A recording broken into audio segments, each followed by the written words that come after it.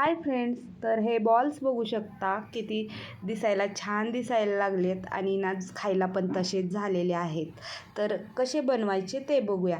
तर सगळ्यात पहिलं इथं मी एक बीटरूट घेतलं आहे. बीटरूट स्वच्छ धुवून घेतलं, त्यानंतर त्याच्यावरली साल काढून घेतली. आता साल काढून झाल्यानंतर बीटला ना बारीक असं ना कट करून घ्यायचं, म्हणजे ना आपल्याला हे ग्राइंड करायला सोपं पडेल. त्यानंतर बघा मी बीट ना बारीक कट करून घेतलं, त्यानंतर मिक्सरच्या भांड्यामध्ये याला काढून घेतलं. आता ह्याला स्मूथ असं ना वाटून घेऊया. तर आता बघू शकता हे छान असं ग्राइंड झालेलं आहे. एक बाऊल घेतला, त्याच्यानंतर एक चाळणी घेतली, त्याच्यामधून ना हे बीटरूटचं ज्यूस काढून घेतलं कढला.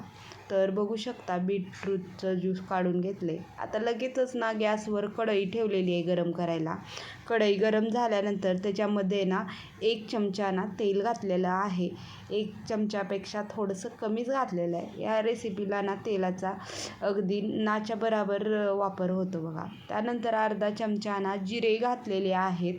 जिरे जरासे ना तळू दिले, त्यानंतर याच्यामध्ये बीटचं ज्यूस घालून घ्यायचं. आता ज्यूस घालून झाल्यानंतर चवीनुसार मीठ घालायचं. आता ह्या ज्यूसला ना छान अशी उकळी येऊ द्यायची. उकळी आल्यानंतर बघा याच्यामध्ये 1 वाटी रवा घालून घ्यायचा. रवा घालताना ह्याला चांगलं ढवळत राहायचं, नाहीतर ना ह्याच्या गुठळ्या तयार होतात त्याच्यामुळं. तर आता छान असं ना फिरवून घेतलं आणि एक ताट झाकून ह्याला फिरवून झालेलं आहे. याच्यामध्ये गुठळ्या ह्या झालेल्या नाहीत.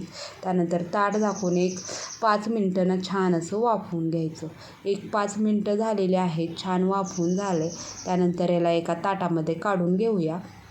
आता याला काढून झाल्यानंतर बघा, आता याला लगेचच काही करायचं नाही, थोडंसं थंड होऊ द्यायचं आहे. थंड होऊ दिल्यानंतर याला छान असं ना मळून घ्यायचं. आता याला गरमात गरम मळायला घेतलं की हाताला चटके लागतात, त्याच्यामुळं ना थंड झाल्यावरच मळायचं आहे. तर बघू शकता याला छान असं मी मळून घेते. जसं आपण ना चपात्याचं कणिक मळतो ना, तसं आपल्याला याला छान असं मळून घ्यायचं आहे.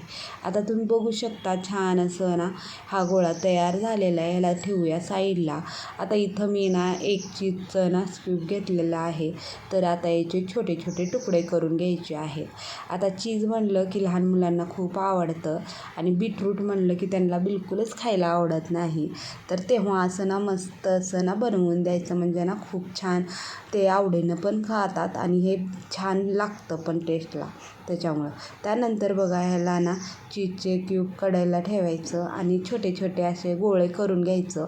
त्यानंतर ना ह्याला अंगठ्याच्या साहाय्यामधून थोडंसं खोलगट करायचं आणि त्याच्यामध्ये चीजचं स्क्यूब घालून घ्यायचं आणि ना छान असं बंद करून छान असं ना बॉल्स तयार करून घ्यायचे आहेत. तर मी बघू शकता जसं व्हिडिओमध्ये दाखवलं आहे त्याप्रमाणे बनवून घ्यायचं. आता इथं मी सगळे बॉल्स तयार करून घेतलेले आहेत याचप्रमाणे. आता बघू शकता हे बॉल्स किती छान दिसायला लागले आहेत. त्यानंतर बघा आता हे बॉल्स आपल्याला उकडून घ्यायचे आहेत. त्यासाठी मी कढईमध्ये पहिलंच पाणी ठेवलं होतं उकळायला. उकळी आल्यानंतर एका चाळणीला तेल लावून घेतलं, म्हणजे ना खाली चिटकू नये बॉल्स त्याच्यासाठी. त्यानंतर बॉल्स ठेवले आणि वरून ताट झाकून 5 मिनटं वाफवून घ्यायचे आहेत आणि 5 मिनटानंतर तुम्ही बघू शकता बॉल्स छान वाफवलेले आहेत. बघू शकतं की हे बॉल्स छान असे वाफवलेले आहेत, कारण चीज छान असं मेल्ट होऊन बाहेर पण आलेलं आहे. तर आता बघा सगळे मी बॉल्स ना वेगळे करून घेतले आणि थोडंसं ना साईडला ठेवून देऊया बॉल्स आणि आता आपण ह्याला छान असा तडका मारून घेऊया. तर इथं मी ना कढईमध्ये 1 चमचा तेल घातलं. तेल गरम झाल्यानंतर याच्यामध्ये अर्धा चमचा ना मोहरी घातलेली आहे. मोहरी छान तडतडू दिली, त्यानंतर कढीपत्ता घातलेला आणि कढीपत्ताही छान तळू दिला. त्यानंतर ना याच्यामध्ये 1 ते 1.5 चमचा ना मी तीळ घातलेलं आहे. तीळ घालून झाल्यानंतर अर्धा चमचा ना मी इथं किचन किंग मसाला घातलेला आहे. आता किचन किंग मसाला तुम्हाला आवडत असेल तर घाला, नाही घातला तरी छानच लागतं, पण किचन किंग मसाल्यानं ना ह्या बॉल्सला खूप छान चव येते.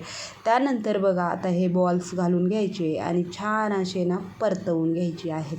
आणि आता हे परतवून झाल्यानंतर याच्यावरून मूठभर ना मी मीठ घालून घेते, म्हणजे ना मसाला हे घातला आहे आणि मीठ घातलं ना तर याला चव खूप छान लागते त्याच्यामुळं.